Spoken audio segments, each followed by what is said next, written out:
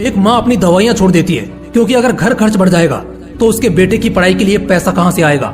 एक बाप अपनी नई कमीज लेना टाल देता है क्योंकि वो अगर यहाँ पैसे खर्च कर देगा तो इस महीने उसके बेटे की ट्यूशन फीस कहाँ से भरी जाएगी। बड़े खुशकिस्मत होते हैं वो लोग जिनकी जिंदगी में माँ बाप होते हैं, जिन्हें माँ बाप का प्यार मिलता है। वो माँ बाप ही होते हैं जो आपकी खुशी के लिए अपनी खुशियों का भी गला घोट देते हैं, समझौता कर लेते हैं। सुबह तुम्हारे स्कूल जाने की जल्दबाजी में माँ के हाथ जल जाते होंगे चूल्हे पर खाना बनाते वक्त, मगर कभी वो अपना दर्द बयान नहीं करती क्योंकि उसे तुम्हें पढ़ाना है। तुम्हारे पिता, क्या लगता है तुमको, हर रोज सवेरे जब तुम बादशाह की तरह अपने सपने में व्यस्त होते हो उस समय तुम्हारे पिता काम पर निकल जाते हैं, ठीक से नाश्ता भी नहीं करते और चैन की नींद तो बस यही सोचकर कुर्बान कर देते हैं कि बस कुछ समय की बात है, अपने बेटे को पढ़ा लेंगे तो कल आराम से बैठकर जिंदगी एंजॉय करने का मौका मिलेगा। माँ की आंखों में अभी भी वो ख्वाब है कि कब उनका बेटा उनके अरमानों को पूरा करेगा, कब उनकी उम्मीदों पर खरा उतरेगा।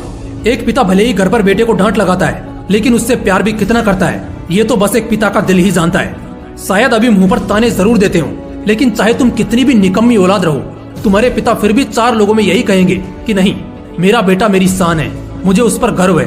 तुम्हारे हर एक सुबह से हर एक शाम तक उन्हें तुम्हारी फिक्र रहती है। तुम्हारे हर एक कदम से उन्हें डर रहता है कि कहीं बेटा गलत रास्ते पर ना निकल जाए। तुम्हें पढ़ने को इसलिए बोलते हैं क्योंकि उन्होंने अनपढ़ों की दशा होते देखी है।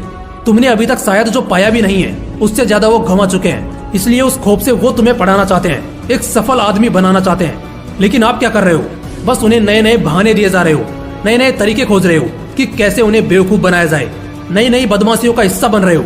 लेकिन एक आदत अभी भी पुरानी ही बना रखी है, वो है पढ़ाई से भागने की आदत। माँ अगर पढ़ने को बोलती है तो चिल्लाते हो और अगर पापा बोलते हैं तो गुस्से को मन में दबा लेते हो। लेकिन आज तुम उन्हें गलत साबित नहीं कर रहे हो बल्कि अपने आप को गलत साबित कर रहे हो, अपनी पूरी जिंदगी उजाड़ रहे हो। तुम्हारे पीछे कईयों की बहुत कुर्बानियां हैं। तुम्हें शायद मालूम भी नहीं होगा कि इस साल की फीस भरने के लिए तुम्हारे पिताजी ने कितने ही लोगों के सामने अपने आत्मविश्वास को दांव पर लगाकर कर्ज लिया है, वो भी एक भारी ब्याज के साथ, सिर्फ इसलिए ताकि तुम्हारी इस साल की स्कूल फीस टाइम पर भरी जाए और तुम्हें इससे कोई डिस्टरबेंस ना हो। उस कर्ज को और उस कर्ज के ब्याज को चुकाते चुकाते एक बाप की दाढ़ी सफेद होने लगती है। चूल्हे पर जलते जलते और अपनी आंखों में अपने बेटे के उज्जवल भविष्य को देखते देखते उस माँ की आंखें भी अब कमजोर होने लगती हैं। लेकिन इससे उनके बेटे को क्या ही फर्क पड़ना है। नहीं, मुझे बताओ, क्या तुम्हें इससे कोई फर्क पड़ेगा? नहीं ना। बस और क्या चाहिए? सही है, कुचलो अपने माँ बाप के ख्वाहिशों को, बर्बाद करो उनके अरमानों को, तबाह करो उनके सुकून को। एक दिन तो पता चलना ही है कि तुम उनके पढ़ाई के पैसों में आग लगा रहे थे क्योंकि तुम्हें पढ़ाई तो करनी ही नहीं थी। ज्यादा से ज्यादा क्या होगा, वो बाप जो सालों से तुम्हारी पढ़ाई के लिए कर्ज उठाता आया है उसका ब्याज भरते भरते वो बूढ़ा हो जाएगा और एक दिन इस दुनिया से चला जाएगा।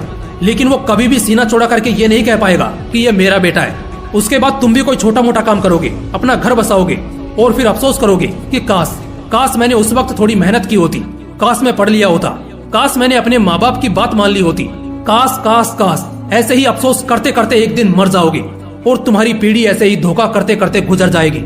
आखिर में तुम इंसान के नाम पर धब्बा खिलाओगे, इससे ज्यादा कुछ भी नहीं है। और इसके बाद तो शायद ऊपर वाला भी तुम्हें दोबारा मौका नहीं देगा वापस धरती पर जन्म लेने का।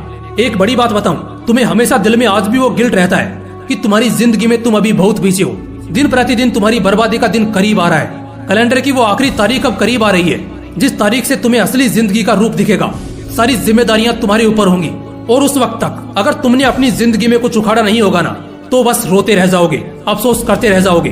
तो मेरे दोस्त, कईयों के ताने और 2-4 के दीवाने होना ही जिंदगी का सार नहीं है। अभी भी वक्त है, बदलो अपनी सोच को, चल दो एक नई राह पर। कड़ी मेहनत और लगन से बस कुछ साल खुद को पढ़ाई की भट्टी में झोंक दो, तब शायद तुम्हारी जिंदगी का मकसद पूरा होगा। अगर अंदर एक आग लगी हो ना तो आज से ही शुरू करो, नहीं तो तड़पते और बर्बाद होते पूरी जिंदगी बीत जाएगी।